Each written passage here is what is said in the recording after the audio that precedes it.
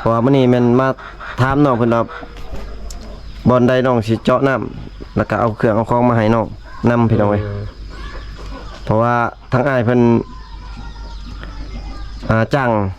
สร้างมาเจาะให้แล้วพี่น้องเอ้ยมีแต่มื้ออื่นสิเริ่มเขาจะเริ่มมาบ่แม่นกำลังมาถามมาฮอดแต่เว้นกับเขาเจ้าสิเจาะเลยทางใดทางนั้น18ล้านก็อยู่ตกอยู่หั่นเลยแบบนั้นน่าจะสบายเนาะเพราะว่าเขาจังบ่ได้ไปหาซื้อนั้นซื้อนี้มีแต่เขาเจ้าเฮ็ดเองเบิดแม่นมีใดมีหยังน้องสิเอาตัวใดติหรือว่าสิเอารุ่นสูบตัวจุ่มบ่หรือว่าตัวอยู่เทิงทางอ้ายเพิ่นว่าอยากให้เอาใดเอาทางอ้ายเพิ่นเนาะอยากเอาใดเสียบไฟแล้วก็เปิดขึ้นมาเลยเอาถามมึงน้องว่าระหว่างสูบกับเอาตัวใดจุ่มเสียบไฟขึ้นมาเลยตัวใดสบายกว่าเอาตัวจุ่มเลยเนาะเอาตัวจุ่มเลยเสียบไฟปั๊บน้ำมันก็ออกปั๊บโลดแสดงว่าเอาตัวใส่ได้เนาะโดดน้องหมักตัวจุ่มเนาะจุ่มแล้วขึ้นมาเลยเสียบไฟปั๊บจะเอาน้ำออกเลยพี่น้องเลยต่อไปนี่คือสิสบายเลยเนาะน้ำสิบ่ได้ไปตักเลยเนาะน้ำใส่เนาะตัวนี้เพื่อนเราใกล้กันกะพักกะเพื่อนพี่น้องใกล้ๆกันกะใส่น้ำกันแม่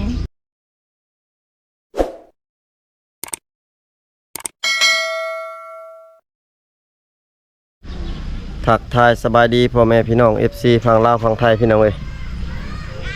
ยินดีต้อนรับ FC เข้าสู่ช่องบ่าวผู้ไทยบ้านนาชาแนลคือเก่านะพี่น้องเนาะสบายดีตอนเช้าๆพี่น้องเอ้ยมื้อนี้ก็เดินทางมาหาน้องสาวนูนเนาะพี่น้องเนาะสาวมือสองพี่น้องเอ้ยมื้อนี้เดินทางมากับบ่าวไก่คือเก่าพี่น้องเอ้ยเพราะว่ามีอาใหญ่ใจดีเพิ่นทางทางประเทศไทยพี่น้องเอ้ยที่ว่าเพิ่นสนับสนุนทางทีมงานมาตลอดพี่น้องเอ้ยเพราะว่ามื้อนี้สิมาเบิ่งบอนที่ว่าน้องเพิ่นสิเจาะน้ำเนาะพี่น้องเนาะเพราะว่ามีอาใหญ่เพิ่นทางประเทศไทยเพิ่นว่าสิเจาะน้ำบาดาลให้น้องสาวนูนเนาะแล้วก็พิเศษมื้อนี้แม่นเพิ่นให้ค่าเดินทางพี่น้องเอ้ยมื้อนี้ก็มีกุ้งมีปลาหมึกแล้วก็มีไข่เนาะพี่น้องเนาะที่ว่าเงินที่เหลือก็ซื้อไข่มานำพี่น้องมาให้น้องสาวนูนพี่น้องฉะนั้นก็ต้องขอบใจอาใหญ่เพิ่นเนาะพี่น้องเนาะอยู่ทางประเทศไทยพี่น้องเอ้ยที่ว่าสนับสนุนทางทีมงานเฮามาตลอดพี่น้องเนาะตอนนี้แม่นบ่าวไทยมาฮอดหมู่บ้านของน้องสาวนูนแล้วพี่น้องเอ้ยไข่มันเอาขึ้นอยู่เทิงเฮือนของน้องสาวนูนนะพี่น้องอันนี้มันกุ้งเนาะกุ้งกับปลาหมึกพี่น้องเอ้ยกุ้งกับปลาหมึกที่ว่าที่จะกินในตอนเที่ยงนะพี่น้องเนาะน้องสาวนูนเพิ่นอยู่เพิ่นพี่น้องเดี๋ยวสิไปหาน้องสาวนูนเพิ่น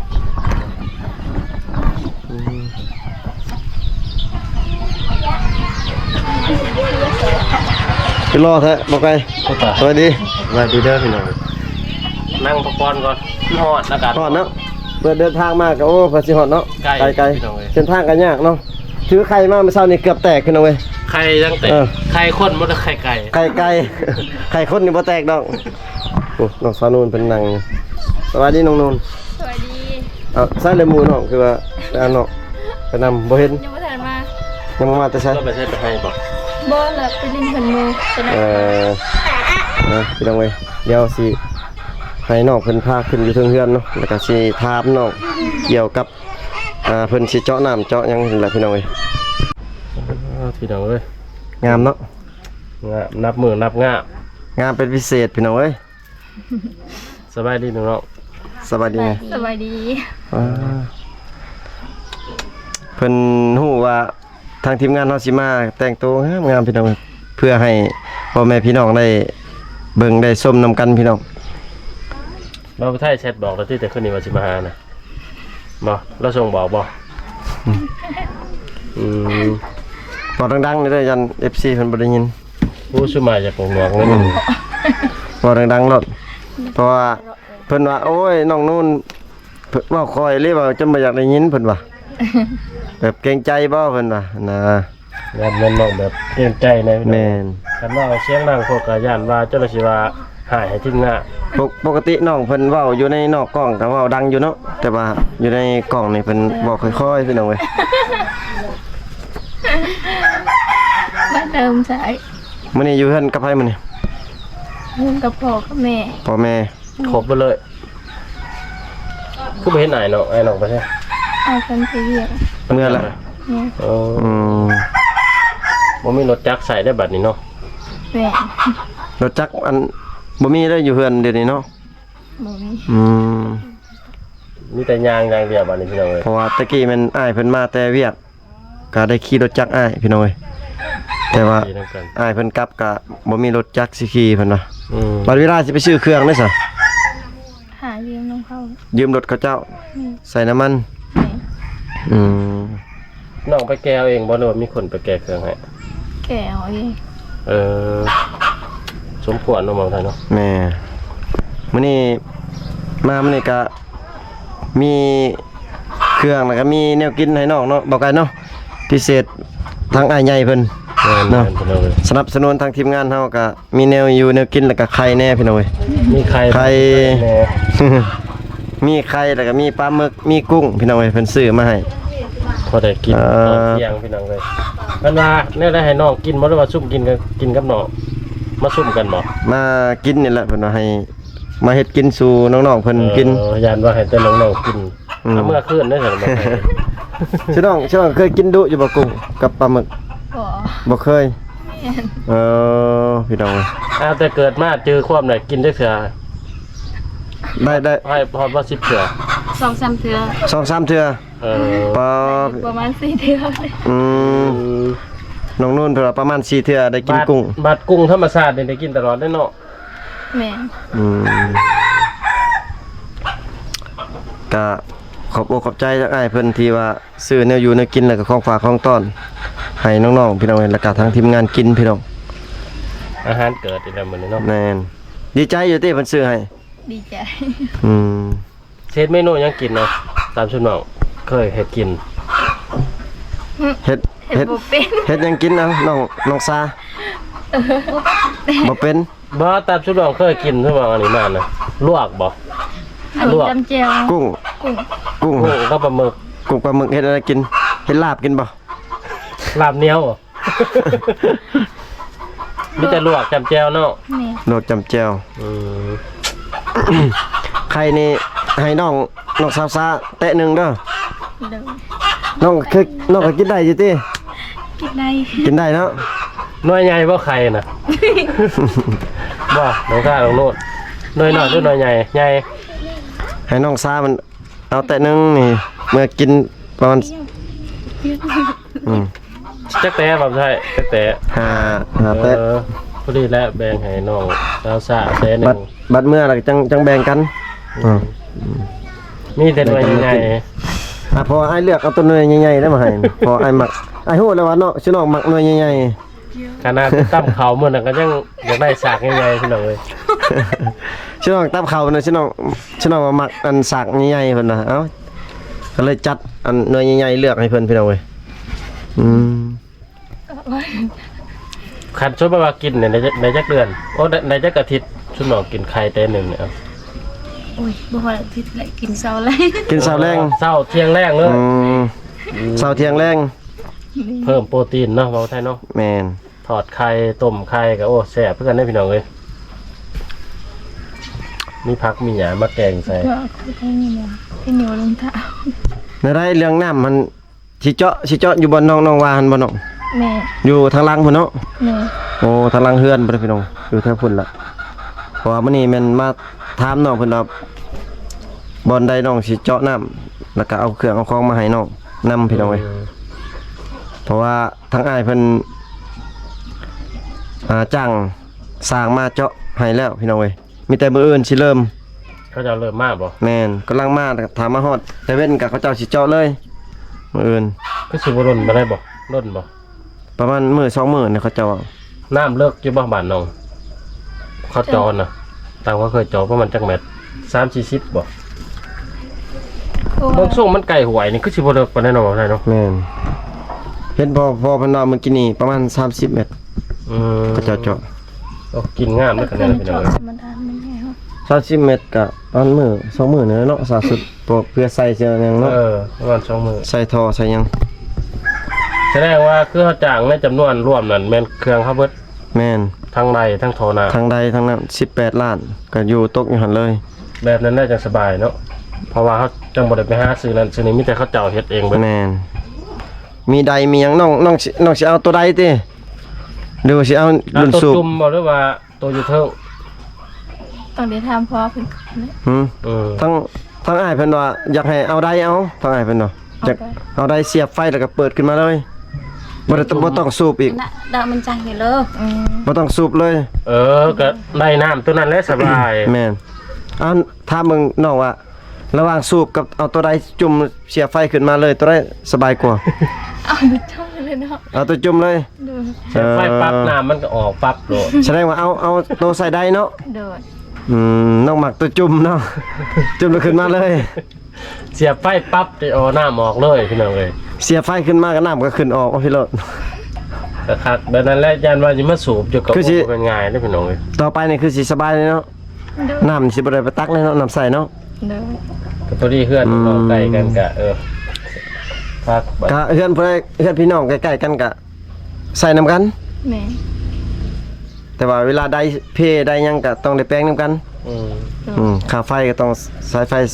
ของไฟของเรา ต่อไปใช้เพื่อนมาเพื่อนมันให้มีทอง แม่ ปลายพี่น้องเลย โอ้พี่น้องดีใจอยู่ที่เพิ่นเจาะให้ ดีใจ ดีใจเนาะ พัดจ้อให้บ่ เพิ่นจ้างค่าเจาะให้ เออ อย่ามาเพิ่นมาจ้อให้พี่ ดินอ่อนบ่ดินแข็งนี่ ดินอ่อน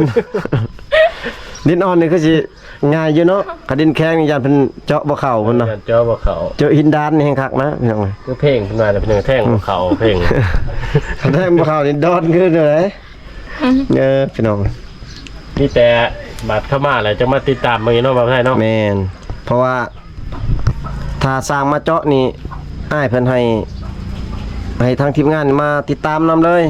แล้วมาถ่ายคลิปให้อ้ายเพิ่นได้เบิ่ง เบิ่งตัวได้ครับ ครับเลิกประมาณ30ปลายเมตรซ้ำนี่ล่ะพี่น้องเอ้ยเพิ่นประมาณ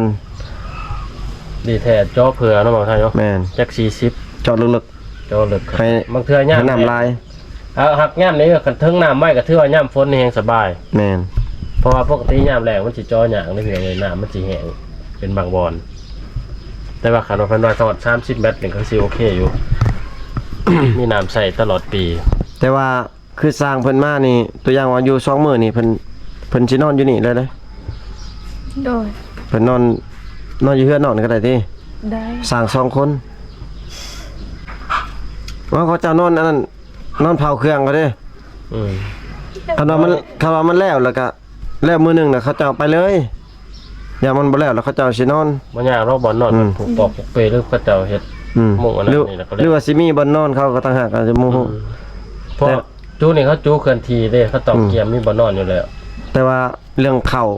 ต้องนึ่งเพื่อ โอ้ย แต่ว่าอาหารการกินนี่อาจสิซื้อมาบางทีก็ของเขาเจ้า อืม บ่ให้ชนอกอันนั้นดอกอาหารไปออกมาเนี่ยอาจสิซื้อมาเนาะได้เนาะนึ่งข้าวเนาะ ได้ อ๋อพี่น้องเอ้ย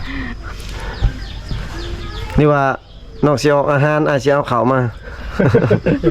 คือว่าหนึ่งที่นี่แหละ เออ แกงไก่แล้วพี่น้องขนาดเอาไข่ออกมาก็ยังสิแตกน้ำทางแล้วพี่น้อง ไปใช้เหมือนอยู่บ่ได้ไปใช้บ่เป็นหมื่น บ่ อืมบ่าวไทยสิอยู่ในเบิดมือบ่าวไทย อยู่นี่เบิดมื้อแล้วขนมหอยเมื่อก็สิบ่เมื่อนะ เนี่ย อย่าแต่น้องฝ้าวหอยเมื่อโพดมีบ่บ่อนไปหาสอนหาสระนี่บ่มีบ่ มีแล้ว มีบ่พาช่วยไปสอนได้บ่ ได้ ไปบ่ไปหาสอน อยู่ใช้อยู่หวยบ่ ได้อยู่ห้วยนะ อยู่ไสเลยห้วยน่ะไกลบ่ขี่รถไปบ่ แม่ อืม มาไปสอน เดี๋ยวบ่ ไป ยัง สอนไปยัง รถช่องคันน่ะ จอนกับอยากเตะ ชื่อน้องผู้ใดขี่น่ะอ้ายจะเบาไกลสิขี่ไปทางพุ่นไปสอนทางพุ่นอ้ายนี่สิขี่สอนทางพี่ เอามาแล้วก็สอนลงมาลัดกันมานี่ คนละจนหวยบ่ ผู้หนึงสอนทางเทิงผู้หนึงสอนทางลุม อยู่ทางไหนอยู่ทางบ่ อยากชัก ทางไปหน้าชุมหนองรอบอลไปสอนน่ะ แม่เลย อ๋อ พอดีขี่รถไปพี่น้องแกพอดีหากินแรงชุมหนองเลย แบบได้มาก อันนั้น ได้มากอะชื่อน้องกินแรงหั่นนะไปหากินเลย ก็คือแบบชุมหนองไปปกติต่างแต่ชุมใหม่ไปถ่ายคลิปนำซื่อ แม่น พี่ให้น้องเบิ่งวิถีชีวิตหาอยู่หากินตามธรรมชาติเนาะบ่าวไทยเนาะ แม่น ก็บผักน้ำอยู่ตามห้วยผักก็มีติ เอาเสียมไปนำ เออเสียมอ้ายสิซับเองอ้ายสิเป็นคนซับ ให้น้องถือซ่อน เป็นผู้ซ่อน ว่าถือใจหนุ่มสาวแยกๆคือเลยมีหน่อไม้อีกแล้วอยู่หั่นเนาะ มีอยู่ สอนยังป่าบ่หรือว่าเป็นหวกเป็นกบเป็นหยังไปสอนหรือเป็นกุ้ง ปลากุ้งแหละ อ๋อ โอ้มันเป็นไฟหรือว่าเป็นหวย หวย เป็นห้วย พี่น้องเอ้ย มื้อนี้ก็สิได้ มาแบบมีแต่หอย นี่ถึกแต่ห้อยแบบแห้งเนี่ยเนาะบ่ได้ไกลปานใดติน้อง เอา บ่อนอยู่หน้าหั่นเลย แม่ บอนที่ว่าทางทีมงานไป ไปเอาพุงมื้อนั้นเนาะ แม่น คันอยู่มีรถจักรบ่ใกล้กันพอไปนะโอเค แม่น คันย่างนี่กับมาจากปานใดกันพี่น้องเอ้ย เป็นอะไร F2 FC โทรฮะไลน์อยู่บ่หรือว่าบ่ไลน์บ่ไลน์มีแต่อ้ายเพิ่นนี้ แม่ อืมน้องซาเด้บ่มีว่า F2 FC บ่มี ชื่อในและเฟซน้องน่ะ เช็ดน้องคือว่าเขายังบ่ได้เอาเนาะ เบบี้ เบบี้ เด้อ Baby ตัวลาวบ่ ตัวลาว Baby ตัวลาว ตัวลาวพี่น้องเอ้ยเขายังบ่ได้เอาเฟซน้องคือกันในแบบไทย แม่นต่อไป มี FC เพิ่นถามอยู่แต่ สิ ว่า มี FC แล้วบาดนี่สิมี FC ทัก เฟซ หา ของ นะ นู่นนะยังนุ่นนิงบ่ แม่ นุ่นนิงตัวลาว นิงตัวลาวพี่น้องเอ้ยกับเบบี้ตัว Baby ล้มได้อยู่ที่ FC คนไทยล้มได้ที่ ลมได้ ล้มได้เนาะถ้าเพิ่นมักนี่มักได้อยู่บ่ แต่ได้ลมได้ไป บ่น้อง เอ้ย ถ้าเพิ่นมักเพิ่น ถ้าเพิ่นมักได้คนไทยมักนี่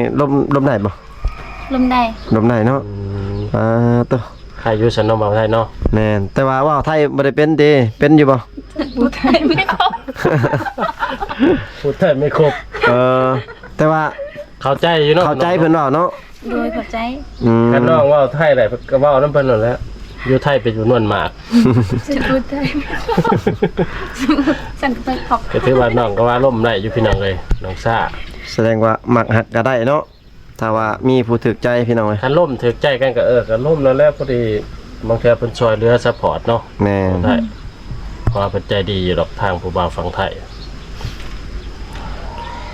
อยู่เฮือนน้องมีพัดลมเลยบ่มีแล้วบ่พัดลม บ่มี บ่มีพัดลม บ่มี น้องนอนกับไผอยู่เฮือนน่ะคนเดียวบ่หรือว่าน้องนอนกับไผกับน้องกับ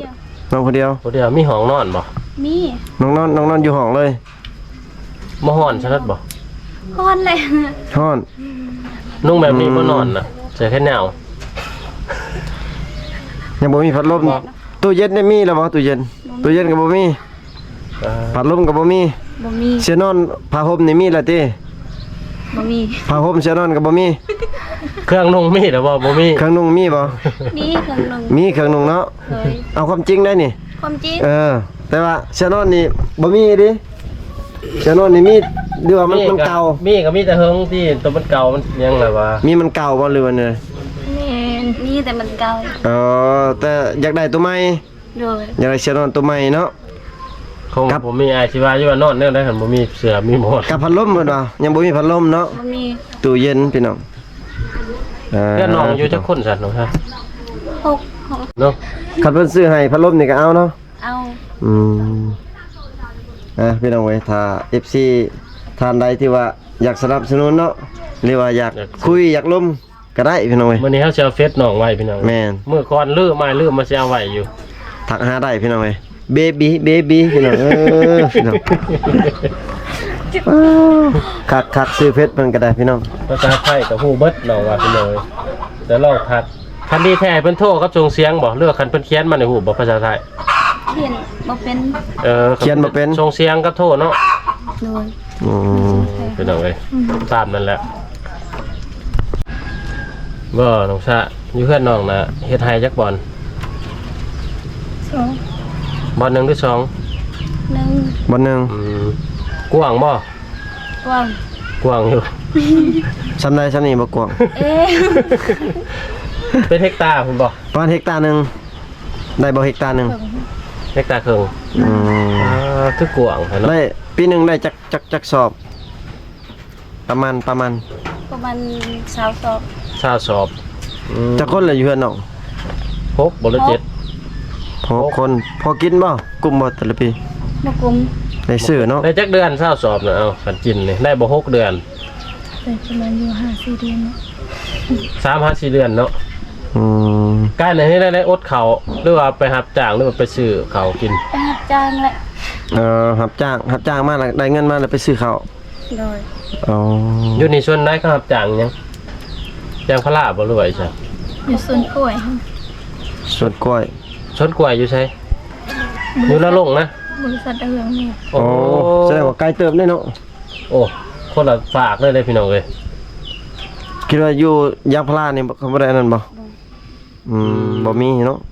บ่อน มื้อ จ้าง เท่าไหร่เข้าไปรับจ้างอยู่ฮะ วันละแสน โอ้วันละ100,000กีบพี่น้องเอ้ยประมาณ100กว่า150 บาท แสดงว่าเขาก็บ่กลุ่มกินพี่น้องเอ้ย ใครในแต่บ่หลายคนเนาะหมอไทยเนาะ แม่นก็เยี่ยมยามทำข่าวนะพี่น้องเนาะระหว่างน้องสาวนุ่นแล้วก็น้องสาวซาพี่น้องเอ้ยก็คือว่าละทางครอบครัวของน้องๆทั้งสอง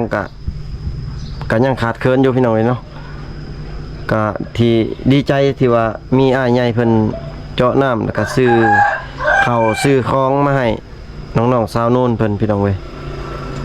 ก็ขอบอกขอบใจทางอ้ายใหญ่เพิ่นพี่น้องเอ้ยสิ่งที่ข่าวดีก็คือมื้ออื่นสร้างเพิ่นสิมาเจาะน้ำให้น้องสาวนุ่นเพิ่นพี่น้องเอ้ย EP ต่อไปมันสิให้น้องๆเพิ่นแต่งอยู่ครัวกินพี่น้องเอ้ยเพราะว่ามีอ้ายใหญ่เพิ่นซื้อกุ้งกับปลาหมึกมาให้ทางทีมงานเฮาถือมาให้น้องเพิ่นเฮ็ดเนาะแล้วก็สู่ทางทีมงานเฮากินแล้วก็ทางครอบครัวเพิ่นกินพี่น้องก็ขอบใจอ้ายเพิ่นหลายๆพี่น้องเว้ยขอให้อยู่ดีมีแรงเจอกัน EP หน้าพ่อแม่พี่น้องเว้ยอยู่ดีมีแรงเบิดสุขสุขคนพี่น้องเว้ยบ๊ายบายเนี่ย ตัวได้